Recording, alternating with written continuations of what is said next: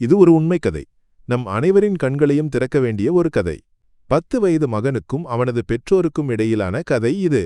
அந்த மகனுக்கு பளபளக்கும் கண்களும் குரானை இதயத்தில் ஏந்தும் தீராத ஆர்வமும் இருந்தது. அவன் ஹிஃபில் குரான் மனனம் பாதையில் இருந்தான். அல்லாவின் வார்த்தையான குரானை முழுமையாக மனப்பாடம் செய்யும் அந்த புனித பயணத்தில் அவனது தாயின் முகத்தில் எப்போதும் பெருமித புன்னகை தவழ்ந்து கொண்டிருந்தது. தன் பிள்ளைகளில் ஒருவன் ஹாஃபிழாவது அவர்களின் வாழ்க்கையின் மிகப்பெரிய கனவாக இருந்தது. அந்த கனவு கண்முன்னே நனவாவதைக் கண்டு அவர்கள் ஒவ்வொரு நொடியும் அல்லாஹுவை புகழ்ந்தார்கள்.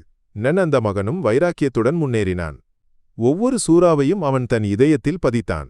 அவனது நேர்மையையும் கடின உழைப்பையும் கண்டு அவனுக்கு ஒரு பரிசு கிடைத்தது. அவன் படித்துக் கொண்டிருந்த ஹிஃபில் மையத்திலிருந்து கிடைத்தது அது. ஒரு ஐபாட். அதில் உலகத்தரம் வாய்ந்தகாரிகளின் ஓதுபவர்கள் குரான் ஓதல்கள் நிரப்பப்பட்டிருந்தன.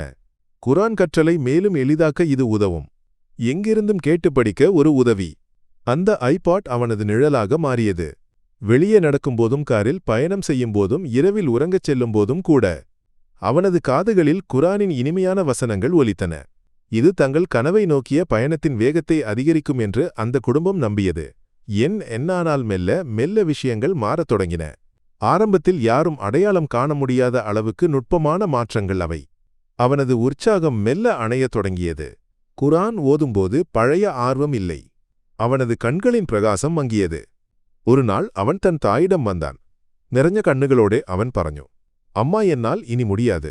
நான் குரான் மனப்பாடம் செய்வதை நிறுத்த விரும்புகிறேன். அந்த வார்த்தைகள் ஒரு இடி போல அந்த தாயின் இதயத்தில் விழுந்தன. அவர்களின் கனவுக்கோட்டை அந்த நொடியில் இடிந்து விழுந்தது. யாருடையாவது கண் திருஷ்டி பட்டிருக்குமோ என்று அவர்கள் பயந்தார்கள். அவர்கள் அவனை சமாதானப்படுத்தினார்கள். மென்மையாக ஊக்கப்படுத்தினார்கள். ஆனால் அவனது முடிவு உறுதியாக இருந்தது. அப்படி இருக்கும்போது ஒரு நாள் அவனது அறைக்குச் சென்ற தாய் ஒரு காட்சியை கண்டார். அவன் ஐபாடில் எதையோ கவனமாக பார்த்து கொண்டிருந்தான். தாயை கண்டதாகவே அவன் காட்டிக்கொள்ளவில்லை. அவன் என்ன அவ்வளவு கவனமாக பார்க்கிறான் என்பதை அறிய அவர்கள் மெதுவாக அருகில் சென்றார்கள். திரையில் தோன்றி மறைந்த காட்சிகளைக் கண்டு அந்த தாயின் உடல் தளர்ந்து போனது. அவர்களால் நம்ப முடியவில்லை. அந்த வயதில் ஒரு குழந்தை பார்க்கக்கூடாத ஆபாச காட்சிகளை அவன் பார்த்து கொண்டிருந்தான். விஷயத்தை கணவரிடம் சொன்னபோது அவரும் உடைந்து போனார். அவர்கள் இருவரும் சேர்ந்து விஷயங்களை விரிவாக விசாரித்தார்கள். அப்போதுதான் அந்த அதிர்ச்சியூட்டும் உண்மையை அவர்கள் உணர்ந்தார்கள். கடந்த 2 வருடங்களாக அவன் இதற்கு அடிமையாக இருந்தான். அதாவது அவனது 10வது வயதிலிருந்து. தினமும் அவன் இதுபோன்ற வீடியோக்களை பார்ப்பான். குரான் கேட்பதற்காக கொடுக்கப்பட்ட சாதனம் அவனை தீமையின் ஆழத்திற்கு அழைத்துச் சென்றது. ஆனால் அந்த பெற்றோர் நிதானத்தை இழக்கவில்லை. அவர்கள் அவனை குறை கூறவோ தண்டிக்கவோ ஒரு நொடியை கூட வீணாக்கவில்லை. தங்கள் மகன் ஒரு குழியில் விழுந்துவிட்டான் என்பதை அவர்கள் உணர்ந்தார்கள். அவனை அங்கேயே போட்டு மிதிப்பது சரியல்ல, மாறாக கைப்பிடித்து மேலே தூக்கிவிட வேண்டும் என்பதை அவர்கள் புரிந்து கொண்டனர். அவர்கள் உடனடியாக உதவி தேடினார்கள். அவனை ஒரு நல்ல சிகிச்சையாளரிடம் அழைத்துச் சென்றார்கள். முஸ்லிம் சமூகத்தின் அறிஞர்களுடன் பேசினார்கள். அப்படித்தான் அவர்கள் பியூரிஃபை யோர் கேஸ் என்ற ஒரு நிகழ்ச்சி பற்றி அறிந்து கொண்டார்கள். இதுபோன்ற அடிமைத்தனத்திலிருந்து விடுபட முஸ்லிம்களுக்கு உதவும் ஒரு கூட்டாய்மை அது. ஆனால் அன்று அந்த நிகழ்ச்சி பெரியவர்களுக்கு மட்டுமேயானது. இவனது வயது அதற்கு ஒரு தடையாக இருந்தது. ஆண்டுகள் கடந்து சென்றன.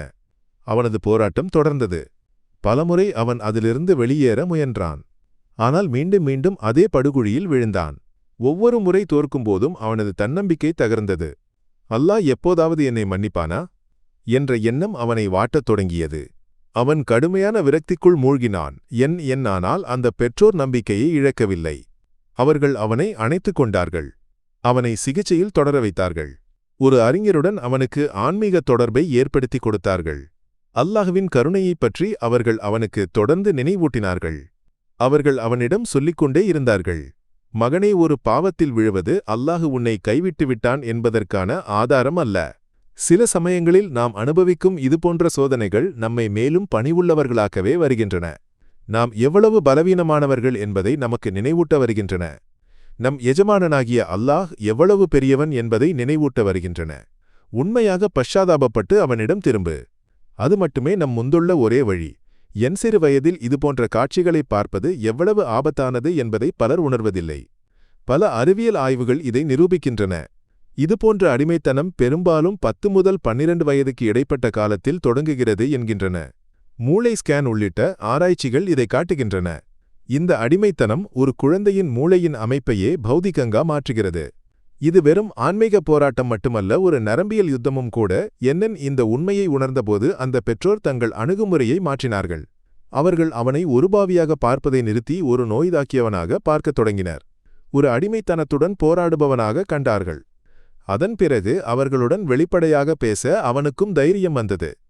சில நாட்களில் அவன் மகிழ்ச்சியுடன் அவர்களிடம் ஓடி வருவான். என்னிட்டு பறையும், அம்மா அப்பா, ஒரு மாதமாக நான் அதையெல்லாம் பார்க்கவில்லை. அந்த சின்ன சின்ன வெற்றிகளை அவர்கள் ஒன்றாக கொண்டாடினார்கள். வேறு சில சமயங்களில் அவன் கண்ணீருடன் உடைந்து வருவான். என்னை மன்னிக்கவும், நான் மீண்டும் விழுந்துவிட்டேன் என்று ஒப்புக்கொள்வான். அப்போது அவர்கள் கோபப்படவில்லை. மாறாக அவனை நெஞ்சோடு அணைத்து ஆறுதல் கூறினார்கள். அன்பையும் கருணையையும் நம்பிக்கையையும் கொடுத்தார்கள். சமீபத்தில் அந்த தாய் மனதைத் தொடும் ஒரு தருணத்தை பகிர்ந்து கொண்டார். பல வருட போராட்டங்களுக்குப் பிறகு ஒரு நாள். எப்போதும் கௌரவக்காரனும் உணர்ச்சிகளை வெளிக்காட்டாதவனுமாய கணவர். அவர் தன் மகனை கட்டிப்பிடித்து ஒரு சின்ன குழந்தையைப் போல கட்டுப்பாட்டை இழந்து அழுதார். அந்த தந்தை தேம்பிக் கொண்டே மகனிடம் சொன்னார், மகனே, என்னை மன்னித்துவிடு. உனக்கு இப்படி நடந்ததற்கு நான் தான் காரணம். என்னை மன்னித்துவிடு. அது வேதனையின் தருணம். ஆனால் அதைவிட அன்புக்கும் கருணைக்கும் உரிய தருணமாகவும் அது இருந்தது. என் அந்த தாய் பின்னர் வலியுடன் நினைவு கூர்ந்தார். நாங்கள் ஒரு பெரிய தவறு செய்துவிட்டோம். இணைய வசதி கொண்ட ஒரு சாதனத்தை குழந்தைகளின் படுக்கையறையில் தனியாக கொடுக்கக்கூடாது. அதுதான் முதல் விதி. நாங்கள் அதை மீறிவிட்டோம். அன்று நாங்கள் அந்த சாதனத்தை ஒரு பொதுவான இடத்தில் வைத்து அவனுக்கு பயன்படுத்த கொடுத்திருந்தால் ஒருவேளை இந்த துயரத்தை தவிர்த்திருக்கலாம். என் அன்பான சகோதரர்களே, இந்த கதை தரும் பாடம் மிக வலுது. தொழில்நுட்பத்தின் வருகையை நம்மால் தடுக்க முடியாது. ஆனால் நம் குழந்தைகள் அதை எப்படி பயன்படுத்த வேண்டும் என்பதை நம்மால் கட்டுப்படுத்த முடியும். இரகசியமாக அவர்கள் இணையத்தை பயன்படுத்த வாய்ப்பளிக்காதீர்கள். உங்கள் வீடுகளை பாதுகாருங்கள். உங்கள் பிள்ளைகளை பாதுகாருங்கள். எவ்வளவு நிஷ்களங்கமாய் தோன்றினாலும் கவனமாக இருங்கள். மேற்பார்வை இல்லாத இணைய பயன்பாட்டில் யாரையும் நம்பாதீர்கள். நோய் வந்த பிறகு சிகிச்சை செய்வதை விட நோய் வராமல் தடுப்பதே நல்லது. அல்லாஹ் நம் அனைவரின் குடும்பங்களையும் இதுபோன்ற படுகொழிகளிலிருந்து பாதுகாக்கட்டும். நம் யுவதலைமுறையை நேர்வழியில் நடத்தட்டும். இதுபோன்ற போராட்டங்களில் ஈடுபட்டுள்ளவர்களுக்கு அவன் சரைன ஷிஃபா வழங்கட்டும். ஆமீன் யா ரப்பல் ஆலமீன்.